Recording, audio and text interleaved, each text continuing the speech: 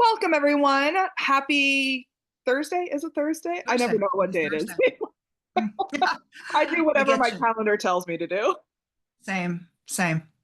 And my calendar this morning told me I was doing this, and I texted my husband and said, "I'm going to be on a podcast from 5 to 6," and he's like, "Okay." Yeah, please be quiet. No, it's more like I'm really spoiled. He's the chef, Mm, and sort of like it's like not that we would normally be eating before 6, but like we're definitely not eating before 6. So yeah, yeah, that's okay. That's yeah, okay. yeah. Well, I am Claire Jones. I'm a queer fantasy romance author who supports other writers also in getting their works shared with the world. And we are jumping on for my Marketing as Authors podcast, where I interview the inspiring and amazing authors that are in my network to discuss the marketing strategies that have hopefully propelled our writing careers forward in meaningful ways. If you're joining us, please like, comment, share below. Let us know that you're here. And today I'm talking to Adele. So nice to have you. So nice to be here. Thank you so much. Yes, I am loving all of these conversations that I've been having with the right women people that I met like a couple of weeks ago. It is an amazing group of women. It was such a fun event to do. It was very whirlwind, but very fun, and I was very lucky to be there with two of my very dear friends. Uh, um, Eden Apiakubi, I almost outed her with her real name, and Maria Vale, and because Eden and I actually used to commute together, and Mhm. I was her daughter's train auntie because her daughter would go to the daycare on site at her work. And so the whole family, her husband, her daughter, everybody would be getting on the train. And I just became the extra adult pair of arms to pick up the kid or the stroller or, whatever. And then That's, just evolved. So yeah, I mean, found family is the best kind of family, honestly. totally, totally. Well, give us a rundown on your books. What are they? How many have you written? And what's coming up? I've written a lot more than I've published, as is not uncommon. But I have published. Let me just make sure I'm counting correctly because I'm a lawyer and a librarian, and we neither of us do math. Um, I have published 8 complete novels, and I have published 1 novella, which is actually the one thing that I'm going to be probably talking about in terms of successful marketing campaigns, because that's the one kind of interesting idea I had that in terms of marketing that Mm. actually worked. Mm. Awesome. And what's coming up in the future? I don't know, because actually, what's interesting and sad is that it appears that so I was writing for Harlequin Afterglow, which is these books here, Fake Flame and The Antisocial Season, and I originally had a 3-book contract, and my final book was canceled, even though I earned out. This The Antisocial Season earned out in just over 2 months, but it appears that the imprint that I was writing for looks like it might be on the chopping block, which is sadly, historically, not an uncommon thing for Harlequin to do, kind of do an experiment and then within a reasonably short period of time, in this case, about 2 years, just say, well, that isn't working. And so, it is what it is. Have you always wanted to do the trad route? Have you ever considered the other before that? Everything else I've done was independent, was self-published. So yeah, I mean, I never thought I would be a traditionally published romance author, Mm, because I've also written several fiction non some people who didn't know romance might call them romance because they had love stories in them. But the real purists of the romance community would say that the love story was probably not central enough. mm. So, that might fall into what some people call women's fiction. A lot of agents and editors nowadays say women's fiction as a genre is dead. I've never liked the label women's fiction because I think it's reductive. But it's, marketing terms are marketing terms. And so you can argue with them or you can lean into them when they're appropriate. So whatever we're calling the genre that certainly isn't dead of Mm. women writing stories about women. Yeah, yeah. I don't know. The whole way that the markets move and the way things get declared dead, like when I was writing, actually, so Acting Up is over here. And it's the first book in my Center Stage series. I don't know what people can see. Um, when I was writing those, and my then agent was sort of like, "Stop writing series before we sell a book." Um, she was kind of down because she was hearing everybody who has had the courage of their convictions was saying, "Well, contemporary romance is dead." Mm, And so this was maybe 7 years ago, wow. and now everybody's saying historical is dead. And Wow. and then they're pointing to people like Sarah MacLean writing a women's fiction, um, which is done very well, it appears, as partly evidence of that. It's like, look, my mom was in commercial real estate, okay? And she worked for this Irishman in Boston. I mean, we're talking Irishman. There's plenty of Irishmen in Boston. This Yeah. dude came over from Ireland with like 75 cents in his pocket and his plumbing tools and became a real estate magnate. And he used to say, Carol, Carol, the coin is round. Like basically everything comes around again. Mm, And right now, we've got pretty good sales of contemporary, obviously bunkbuster sales of romantasy. Um, but you know, historical will probably have its day again. Contemporary will be on the downswing. Romantasy will probably sort of start to be relegated to the sidelines eventually, because that's just the way markets market. They rotate through, yeah. and you know, It's so interesting. I'm trying to think of like historical romances that I've read recently, and the ones that I've read recently are the ones who take the genre and put a twist on it. mhm, yeah. So I don't know if I would agree with the statement that historical romances are dead, but like, I tra- think it's more as a comparison to the past. Like if you looked like 5 or 6 years ago, it was just really riding high, and it just seemed like everything that was coming out was, a clinched cover with, a dress falling off a lady. And with nothing against that, like I love Tessa Dare, and her covers are classically, her last, I don't know how many covers were, you know, woman from the back of her dress is yes, open. It's yes, it's fallen off. I yes, call it dress falling off a lady. yes. Um, so I think I think I think it'll be fine. I'm sorry, I've got this stupid my email is bonging, and hopefully it's not ruining everything. I mean, we live in the day of technology, right? I Like, do. my notifications overwhelm me all the time. Like, the do not disturb function on the phone is my best friend at this Yeah, point. I mean, I honestly use that as a tool when it comes to things like marketing and all of that stuff. Like, yeah, it's how I stay sane throughout this process. yeah, yeah. So I would say I am not good at marketing. I think I'm better at looking at what is going on in marketing. I'm not very good at sussing out what works necessarily because I, I am very, like many people, I'm not saying I'm special here, but I'm so opinionated, and there's a lot of stuff that gets very popular that I just absolutely don't like. And so sometimes I feel like whatever this marketing stuff that people are doing, it's just it's not pinging the same way off of me. I'm not saying it's not working on me because obviously I buy books and there are things that I really love, but most of the stuff that goes wicked blockbuster, my New England is showing, um, is not my jam. I mean, I think it goes to show you too that if you know your audience, you're always going to do well. And it's just, One hopes. yeah, yeah, yeah. Like, even going back to the historical romance thing, like, people who love historical romances aren't going to stop reading historical No, romances. I Yeah. mean, but there's also so much backlist out there, Yes. and with historical, I wouldn't say you're completely protected because there's always, adjustments that are made in the writing of these stories that do reflect our modern era because, as many people have noted, this is not new.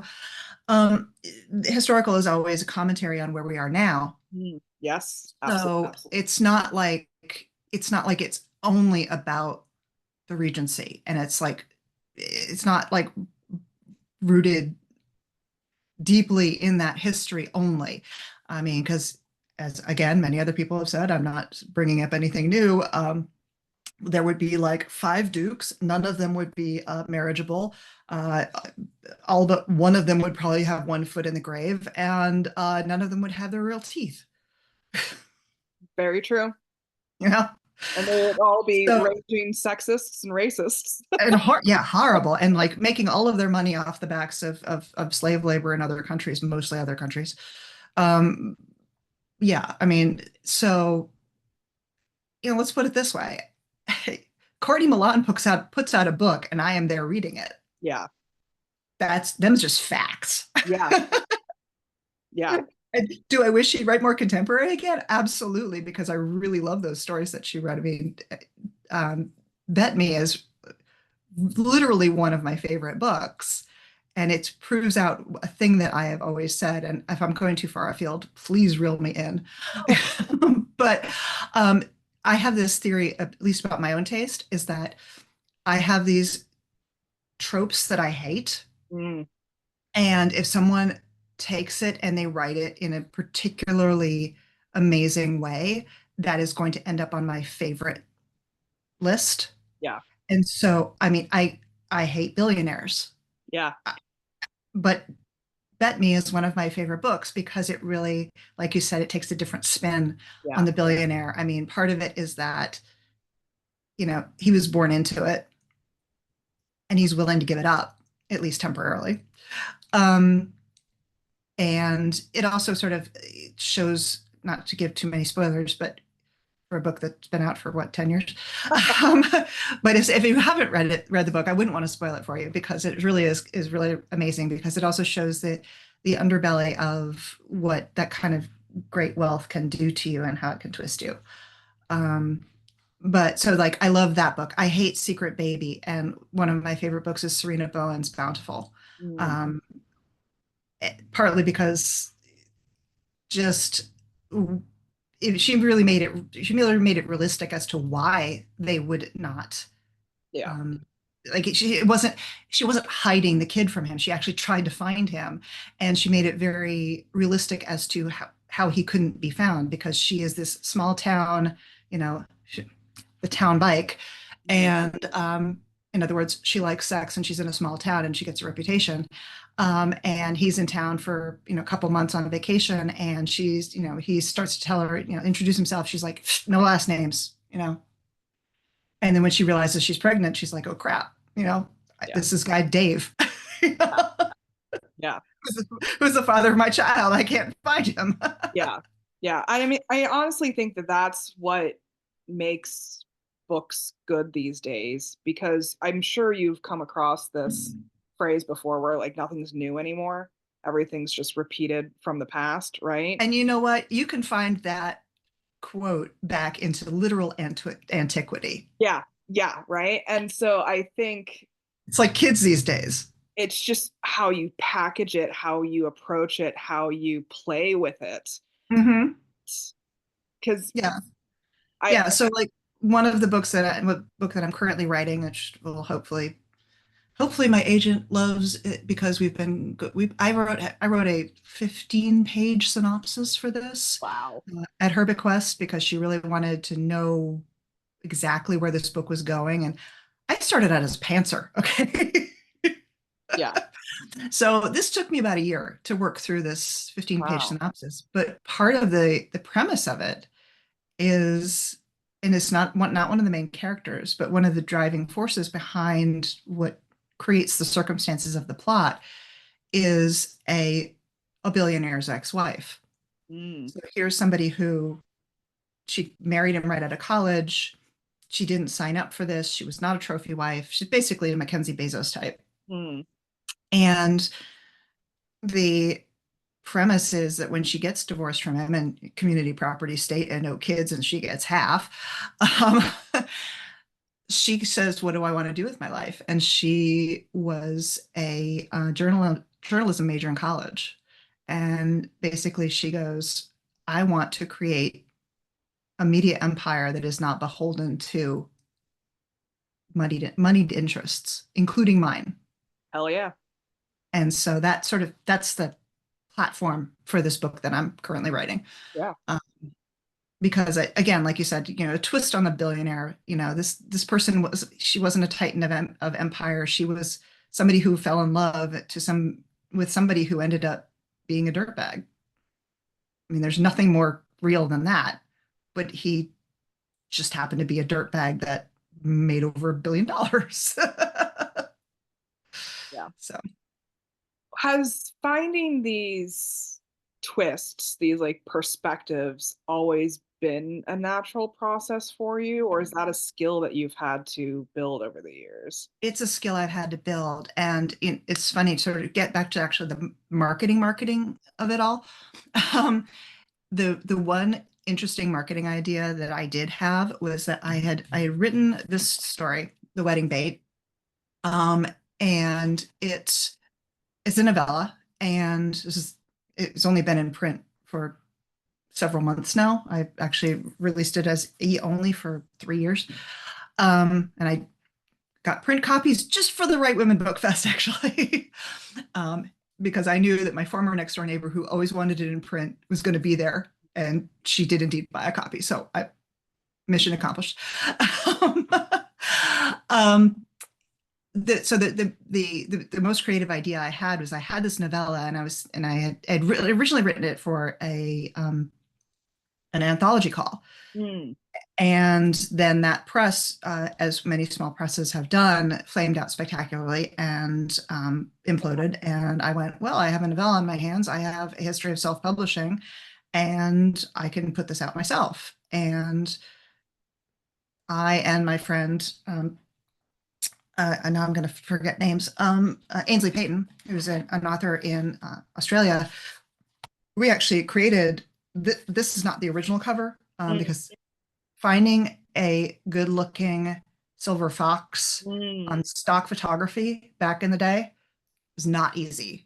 I What bet. was interesting is that I continued to like look up this particular model Mm. because I really liked him. Ah, ah. He really looked like my male main character. And so I kind of kept tabs on him on deposit photos. And they came out with another photo shoot of him. And so Ainsley and I made this cover because the original cover, Ainsley's big complaint was like he was in like a suede shirt or something. Mm. And she's like, this does not scream wedding to me. And I'm like, I agree, but this is the guy, right? So we made this cover, which is much more weddingy, obviously. Mhm. And what I did, the big marketing idea I had, which may sound simple, was it was a novella, and I released it electronically on New Year's Day Mm. Right. because I had this theory that people are going to be sick of their families, they're going to Ah, be bored, they're going to want something quick to read, and this will be an appealing thing to them. And also, like you mentioned, the twists. So when I was like hand selling this book at the book fest, um, what I was saying is, do you remember the movie with Deborah Messing and Dermot Mulroney called The Wedding Date? And oh. what I was surprised was people were like, yeah, no, that's a great movie. And I said, okay, so imagine this. It's not the sister of the bride who needs to hire an escort to take to the wedding. It's the mother of the bride. Yes. And people like their faces lit up and they're like, oh yeah, I see it. I see it. Because, and then what I also did when I wrote it, as I was deeply obsessed with Ted Lasso. So basically, the female main character is heavily modeled on Hannah Waddingham's character in Ted Lasso. And her ex in the book, his name is actually Anthony Stewart, Mm. because the actor, of course, is named Anthony Stewart Head. Um, so it was like I was putting down all the Easter eggs. Please pick them up. Please pick them up. Yeah. And I had so much fun writing it because for the first time, no, for the second time in my life, I was writing in my age range. The first time I did it's the sequel to Angling for You, which is called Handy for You. And at that time, the male main character was 45. And then when I was writing it, I was 45. Um, so by the time I wrote this, I was in my 50s, and I was like, I'm writing sexy times with 50 something people. Yeah. And yeah, and it sold like gangbusters on that New Year's Day. and it Wow. has continued to sell consistently since. And it is the only, um, well, first of all, because one of the things that I did have it professionally edited, of course, everything I do is professionally edited. But because I did the cover myself, because Ainsley was helping me as a favor, not for pay, um, it is the only self-published book I have ever put out that actually has earned out Wow. its production costs. Yeah. Yeah. Wow. So, Yeah, I mean, that's fascinating. I mean, they always talk about how timing matters so much. Like, mhm. I know a lot of authors do the timing on, like, I think it's like the first Tuesday of the month, where that's when bookstores put up their newest releases or something like that. Um, and then there's people who plan for like rapid releases, I think is also the other timing method that I've heard Yeah. out there. And like personally, I chose Halloween as my release date for my first Mhm. book just because it made sense for my production schedule at the time. Like there was no other logic behind it. So it's not a Halloween themed book or anything. No. And also like it just made sense and Halloween's a memorable date. And so I've Mhm. just made Halloween my annual release date now because it's memorable and it's a pattern now and so on and so forth. But there's no logic beyond that. Well, what's funny is that I was also asked when I was still writing for Harlequin, I was asked to write a short story for their online presence.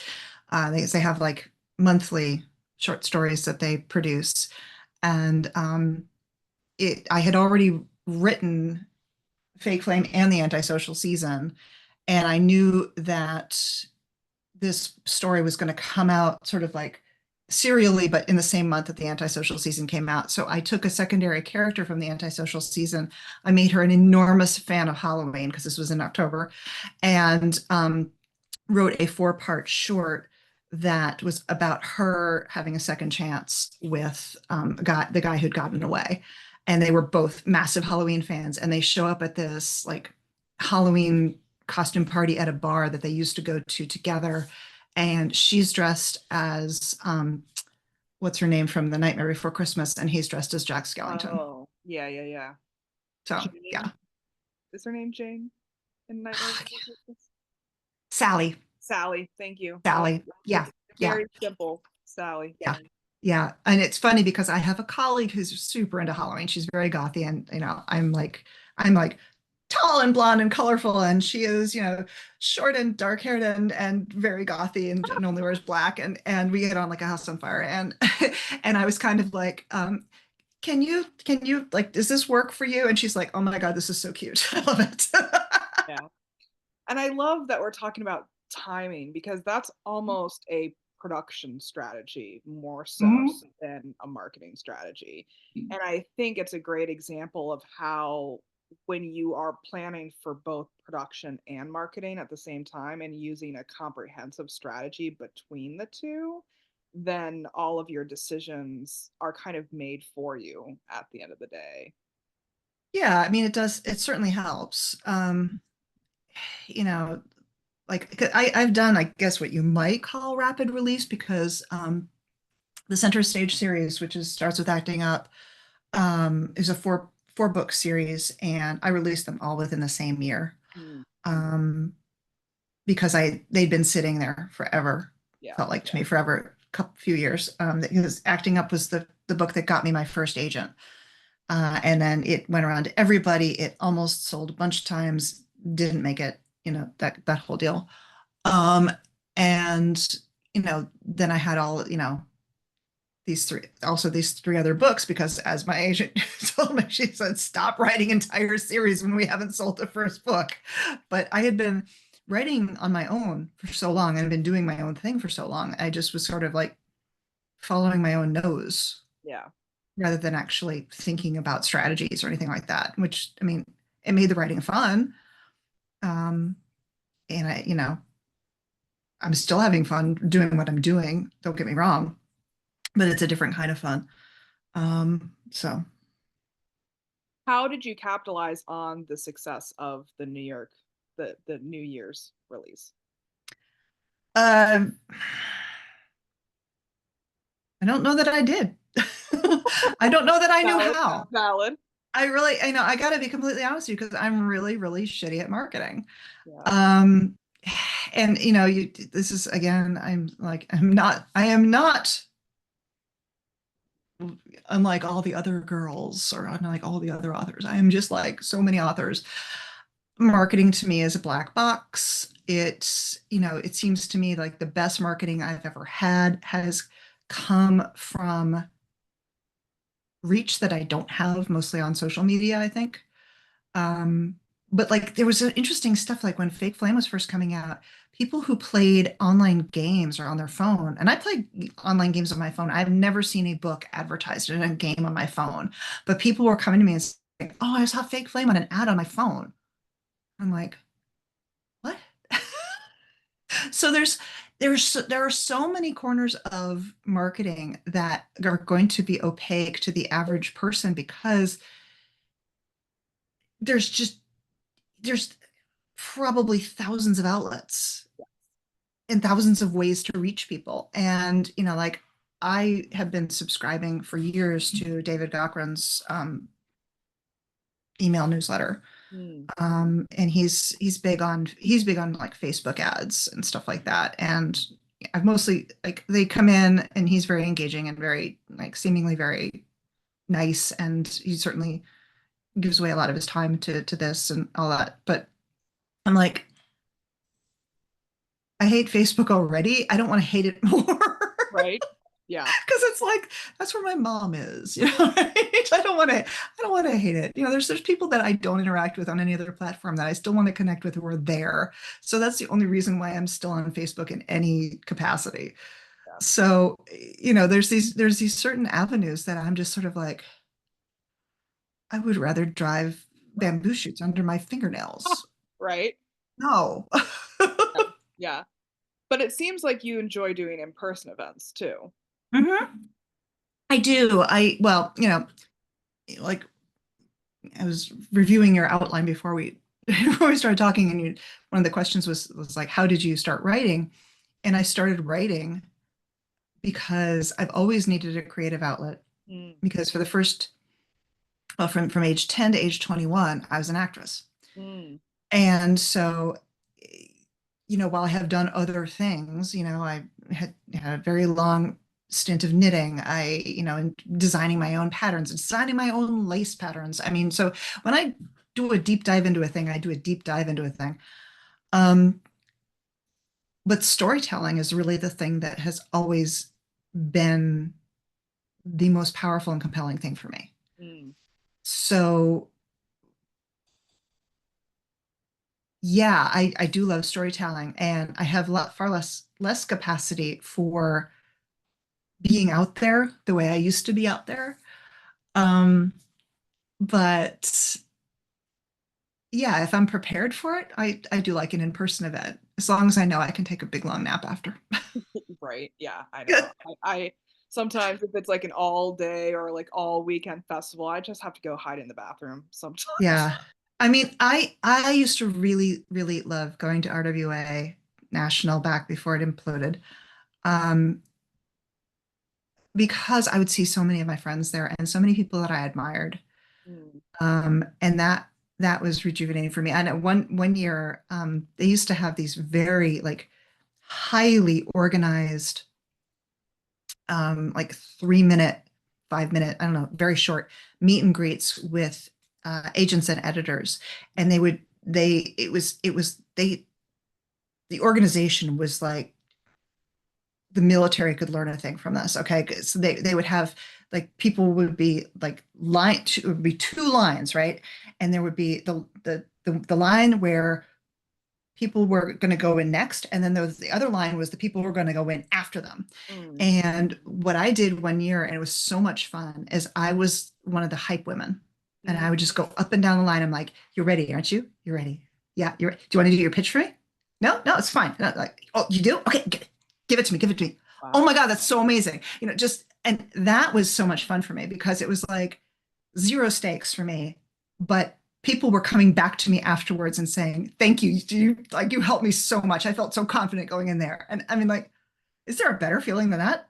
Yeah, I love I that. think not. Yeah, yeah.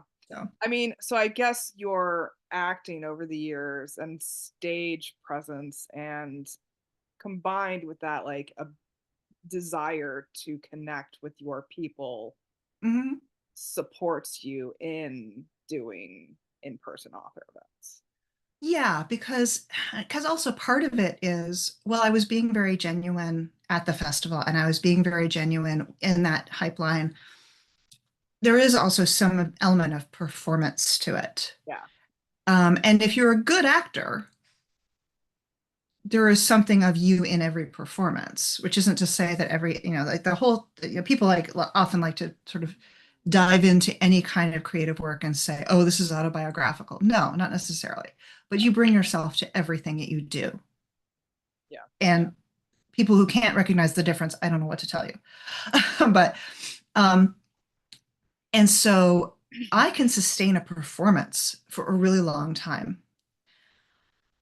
I like went out to dinner a few nights ago with someone, and I realized at a certain point, I'm like, if we don't leave now, I'm just going to like turn into a puddle on the floor Yeah. because I was not performing at all. I was just peopling. Yeah. And the second thing wears me out a lot faster than the first. I had a critique partner at one point who was very, very outgoing, going very charming and very intense. And at one point, I said something about not being an extrovert. And she said, she was like, "Pfft." I'm like, no, no, no, no, no. Don't get it twisted. I said, I don't like people. I like applause. Ah, ah.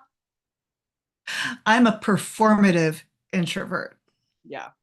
I Yeah. love being on stage. I mean, like one of the things that being an actor gave me in my day job career, which is I'm an academic librarian, is I've spoken at a ton of conferences and really gotten some like wonderful feedback from them. At one point, I was giving a conference presentation to a group that, a lot of people in the audience knew me well. And this was back in the heyday of Twitter where people were like live tweeting conference presentations and stuff like that.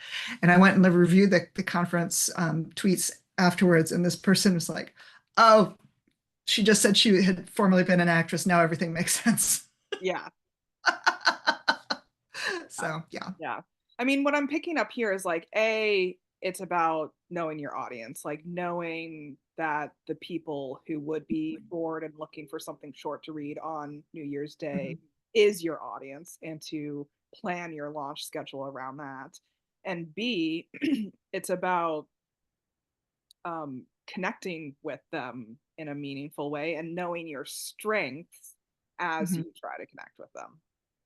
Yeah, and it's funny because Callie Anthony, who is a Harlequin author in Australia and a friend of mine, she absolutely loves The Wedding Bait. And I got this flurry, like several months after publication, I got this flurry of sales. And I can see it on KDP, right? Kindle Direct Publishing, especially. Um, because yes, the Amazon of it all, but that is the largest marketplace for books for me at least. I know other people have had greater success on things like Kobo, and I wish.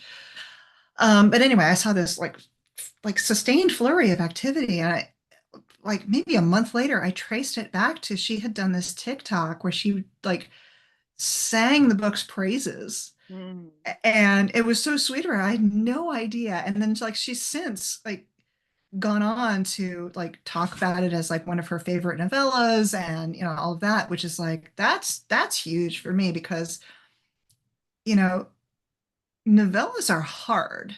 yeah. I find them really fun too because I tend to write very tight, short prose to begin with. Mhm. Um, but you really have to choose, I think, and probably somebody's going to prove me wrong and do it brilliantly, and I'm going to eat it up with a spoon. But I think you have to choose your tropes very carefully when you're writing something that's that short Yeah. because you are, unless you're going to do insta love, which most people at least claim they hate, um, you're going to have some sort of previous relationship that has happened. So you're going to have to do something like Marriage in Trouble, or you're going to have to do, Friends to Lovers, or Second Chance, or whatever. And, I did escort, Yeah. and, an escort and only one bed, which is like, Yeah. that's intense, right? So you can see how at least a connection might have been made. And then like you have an epilogue that shows, hey, it actually worked. Yeah. Yeah.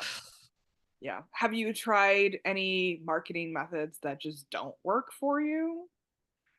Ads never worked for me. Yeah. I mean, granted, I've never hired anybody to try to like create my ads for me because I never wanted to spend that money. But like I did some limited A/B testing with Amazon ads. I did some little bit of BookBub stuff and did not move the needle. Mm, Um, but I'm not an ad person. I was probably making 1,700 kinds of mistakes. yeah. I was also not willing to sink a lot of money into it, because people are like, well, if you spend, $2,000, you'll get $4,000. I'm like, yeah, I have only your word for that. And that's $2,000 I'd like to spend elsewhere. Thank you very much. Yeah. Yeah. I've lost the $2,000 on Facebook ads and I'm not interested in giving it another try. Yeah, I hear you, sister. Yeah. Yeah. Yeah. Are you on social media much or do Hmm. you generally stay away from? I'm on social media. I'm mostly on Blue Sky and Instagram. Um, I don't love Instagram for the meta of it all, Yeah. but it's again, it's where I have gained some traction. I don't love doing all video. Mm, Um, I don't mind creating video, but creating video used to be my day job, and it takes a lot of work to do well. mm, And so I really didn't want to invest a lot of time and energy in TikTok. yeah. Um, So, on Insta, I can post a video if I want to, or I can post a silly standalone shot of my cat Pickles sitting on top of a trash can because we call him the Trash Panther. Um, because yes, he's a black cat and he loves to sit on top of the trash can. Um, and I get pretty much the same amount of traction from the Yeah. silly pictures of Pickle as I do with any sort of marketing stuff that I do on Insta. Again, I don't pay for it. I refuse to pay for. I don't want to pay for another one of Mark Zuckerberg's yachts. Um, True story. so Yeah. so How do you yeah. feel about newsletter lists? Sorry. How do you feel about newsletter lists? I have one. I feel like I have one, and it's for me. It's been slow to grow. I refuse to commit to a schedule that is more than once a month. Mm, Sometimes if something, like breaking happens, I will do a mid-month or, on the spot um, newsletter. But for the most part, and I understand that this is probably factually incorrect. I don't want to spam people's inboxes. mm, And when I say I think this is probably factually incorrect, Zoe York, who I admire tremendously, who like she knows this marketing stuff inside and out, has made a tremendous career for herself as an indie author, and she's basically like, put it out weekly, like do it weekly. And wow. I'm like, I don't have the bandwidth for that. I have a day job. Yeah. I have, my writing commitments. I have other stuff I want to do. So monthly works for me. And I can be participating, starting in September in a newsletter swap, which is the first time I've done it. It's 12 other authors, and we're all going to be promoting each other's free books. So that'll be good, hopefully. But I found that like, I'll mention on social media that like, hey, I'm doing a giveaway. Like I recently did a giveaway for my friend Jillian David's latest book, and like they're like two signups, and then I'll get it. I don't know if they're the same ones because I don't keep track of it on this granular level, but Mailer Lite shows me like Yeah. here's the signups and here's the drops, and Yeah. it's like it'll be instantaneous, and it's like, dude, if you really wanted the freebie, then you've like just opted yourself out of the freebie because I don't have your email address anymore. Yeah. I don't know.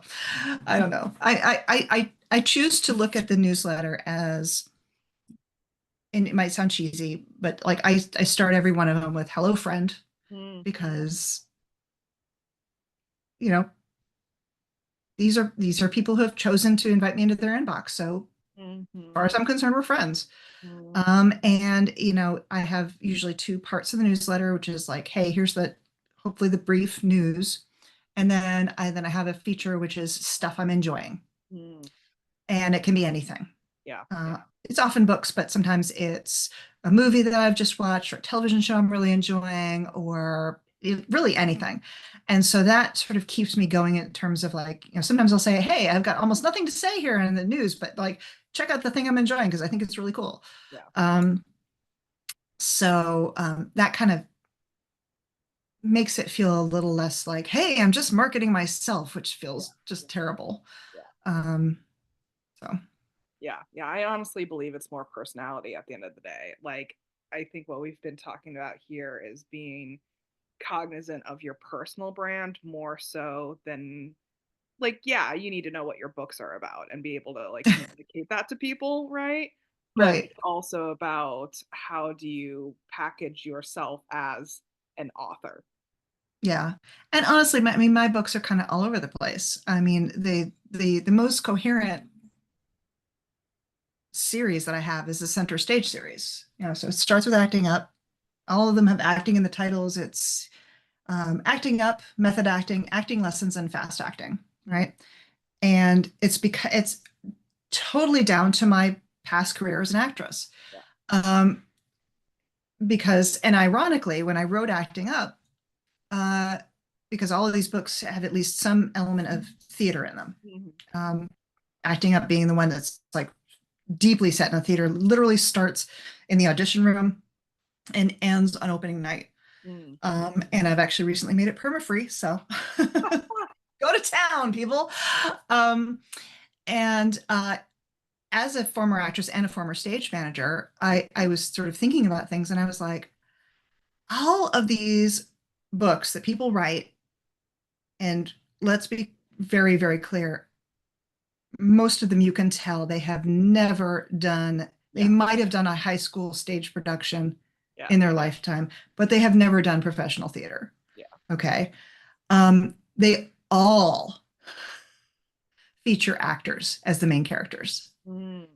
And I was like, I want to have a love story that features people who are not actors. Yeah. And so my male main character is a director, and the female main character is a stage manager. Hmm. And you really see the backstage of it all. You see the rehearsal process. You see the frustrating creative conversations that happen like over breakfast because this isn't working. Um, you see like the fights that end up happening between the lighting designer and the set designer. All of that stuff that actors sometimes aren't even privy to because they happen outside of the rehearsal space. Yeah. So, and that's actually, it's the first in the series, so that sort of sets it up as being marginally more successful than the other books in the series as a general rule. But it is done pretty well. I mean, and it was also like I had one critique partner who was like, okay, so the male main character is really giving me vibes of this show that I love called Slings and Arrows. And if you've never seen it, I highly recommend it. I'm like, dude, so ahead of you because he's definitely based on that character. Yeah. Yeah. I mean, that's the old adage too of write what you know. Mhm.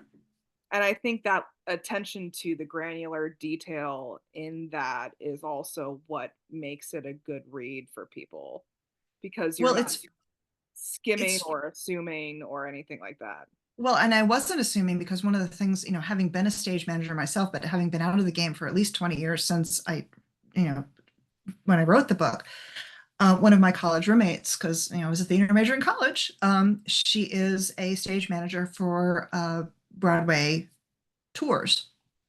And so I contacted her and I was like, Megan, do stage managers still use paper scripts? Mm. They still work off paper scripts, or do they work off an iPad or something? And she's like, well, it's about 50-50. Mm. And I was like, oh, good. I'll keep her on paper because that's what I know. Yeah. And then later in the series, when I wrote Method Acting, the heroine of that book ends up getting a prestige cable drama Mm. role. And so I contacted another friend of mine who is a casting director in Hollywood, and I said, "Okay, give me all the lowdown on how trailers work when you're at this level, this." And she gave me a thesis Wow. on like, okay, if you are billed as this, you get this kind of a trailer and it's going to have these amenities. If you're a day player, you have like it,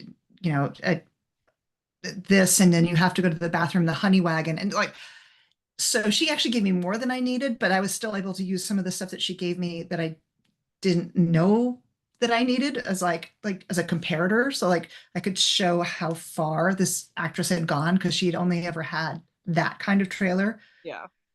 So that was totally fun because I was able to, reconnect with some people that I hadn't talked to in years and, tap their knowledge and use that. And then when I got my now agent, um, she mentioned, she's like, oh, well, let's see if we can get you an audiobook deal for some of your self-published stuff. And I was like, sure, okay, that's never going to happen.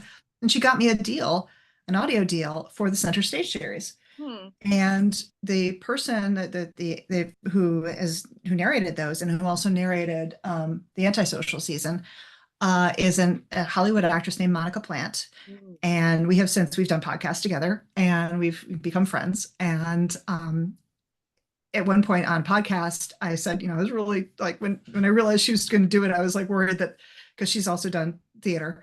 I was really worried that I had like somehow committed some inadvertent howler that I like thought I'd done all my research to make sure that I was up to speed on how things happen now. And she's like, oh no, no howlers. And I'm like, oh, yes. Yeah. Yeah. Yeah. Yeah. Yeah. Yeah. Because time goes by and things change and you don't necessarily like you have all these assumptions that are built in that you're not aware of. Yeah. I mean, one of the reasons why I do write in fantasy is because I can make shit up to a certain extent. Absolutely. But I also think that a lot of the believability of fantasy stories is rooted in those granular details, as long as those granular details make sense logistically for the Mhm. world that you've built. Yes, absolutely. Yeah, I mean, I was a huge fantasy reader from my early teens well into my at least my 20s. So yeah. Yeah. All right. Well, let's take it a step back and see what would be the one piece of advice that you would give to our audiences as they approach their own strategies.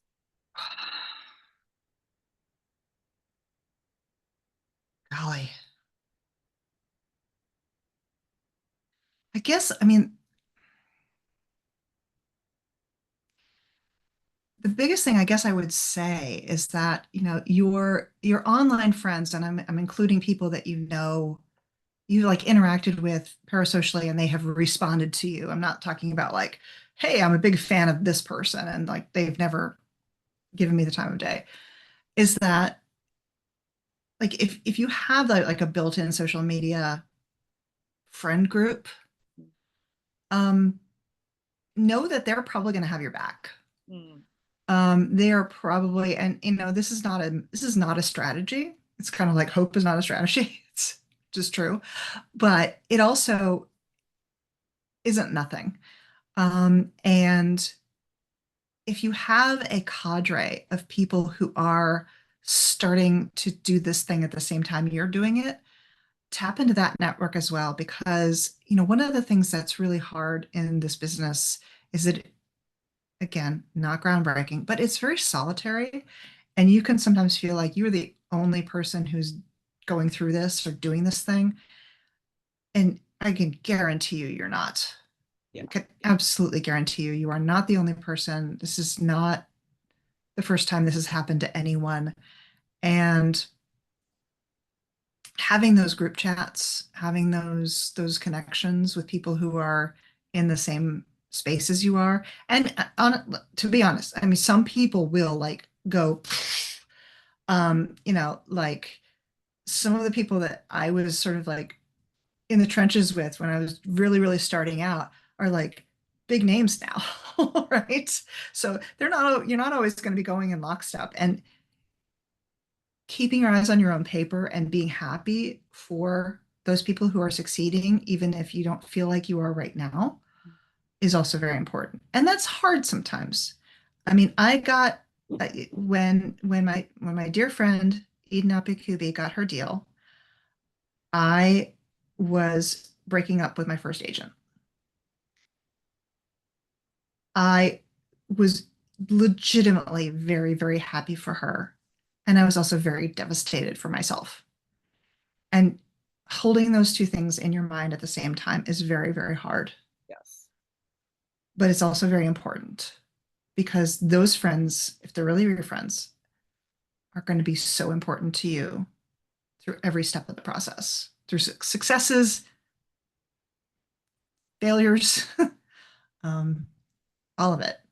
So try to hold space in your heart for everyone's journey, as woo as that sounds.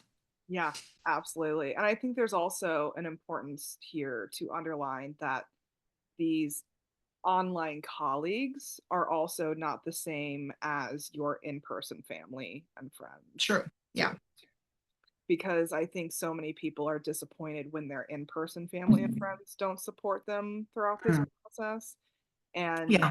I think that underlines the importance of finding these online colleagues for yourself Yeah. because they do exist out there. They do exist out there. And I can also guarantee you that unless you have writers in your family, they will not understand at all what you're going through. Yeah. Like my mother is wonderful, so supportive, so great. And at times she has been like, are you sure you want to share your work with that person? Because they might steal it. I'm like, it's really not how this works, Mom. Yeah. Like, it's so vanishingly rare that that happens, and especially not with people who actually know each other. Um, when it does happen, it seems like there's usually like a couple of layers of like agents or editors or whatever in between. Yeah. Um, so Yeah. Yeah. I mean, community is so important because it does take a it village is. at the end of the It day. is. So yeah. And also your family is not your editor. Absolutely. Like I honestly think there's such thing as too many cooks in the kitchen. Like I Absolutely. like especially when it comes to writers groups, like you have to be very, very, very intentional and strategic as to who you let into the writing process. Yes. And that can be really hard. And I will also say, if you can, especially when you're really starting out, if you can find an in-person writers group, which sounds like quaint in this day and age, um, really, if you can, please do. And if you can't, but you can find like a Zoom group where you actually meet in real time, even if not in real space, do that. Because here's the thing that happens in those groups, and I belonged to one for several years when I was just starting, is that you get the feedback from one person, you get the feedback from another person. And when the feedback lines, like the feedback on the same passage lines up, it's fine, that's great, it's whatever. What's really interesting is that when you have the same passage and you have person A who is like, I don't like this, or this, I didn't understand, or they react negatively to it. And you get person B who's like, actually, I liked it, or I responded positively to it, or whatever.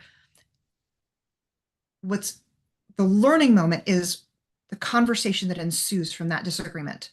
Yeah. And it's fascinating. And it usually boils down to the person who liked it happens to be aligned with your brain in just such a way that you didn't put something on the page, but they picked it up anyway. Yeah. And there's something you need to put on the page to bring person A on board and anyone else. Yeah. Um, and so it's a really good lesson in not skipping steps. And in the only math I was ever good at was proofs, geometry. Sorry, menopause, brain fog. It's fun. Um, so that's the only math I was ever good at. And it was because once I finally realized the trick of it was you don't leave out any steps. You don't make any leaps in logic that leave out a step. I was like, oh, I can do this. I can do this all day long. And that's not to say that that's what writing is, but oftentimes when you lose a reader, it's because you made too big of a leap. Yes. So Yeah. Yeah. Yeah. Well, I have a feeling we could go on for days about this stuff. probably. I'm like, yes, that triggers another thought process, which triggers another TED talk. Welcome to my TED Talk. Exactly, exactly. But is there anything you want to add before we start wrapping up? I don't think so. I mean, this has been so much fun, and I love talking about writing in general, and like even if it's meta about writing, it's just Yeah, fun. yeah, yeah. I routinely tell people that I'm just living my dream because I get to nerd out about books all day. Like 10-year-old Claire would be so happy. Excellent. I'm glad to make 10-year-old Claire happy, Yes. if for only an hour. Yeah. I mean, if we could even be surrounded by the old book smell, then 10-year-old Claire would be even happier. Fair. Absolutely fair. Yeah. Well, this is powerful stuff that we're talking about. And audience, we definitely encourage you to share your own thoughts and feelings and stories with us as well. We'd love to know how your writing careers have gone. Have you embarked? Have you disembarked? Have you Are you stalled still in the or station? yeah, right, exactly. And please do let us know if you have any questions. I know we cover a lot of vocabulary in these podcasts that you may or may not be familiar with. So please do not hesitate to reach out to us. We are happy Yes. to walk you through the glossary that we didn't provide. Yeah, that can be very difficult. Yeah, well, special thanks to Adele for joining me. It's been a pleasure. Thank you. It was so much fun. Yeah, please comment, like, subscribe below. Check out Linktree/Claire Joyance for my links. And then where can folks find out more about you? I am at Adele Buck on Blue Sky, and I am at Adele Buck _ author on Instagram. And those are the two best places to find me. And I welcome any and all hellos and questions and what have you. I love that. And I will make sure that those links are easily accessible for everyone in the show notes. Until next time, please remember that you all have extraordinary stories to share, and we're rooting for you as you use them to change the world for the better. Take care, guys.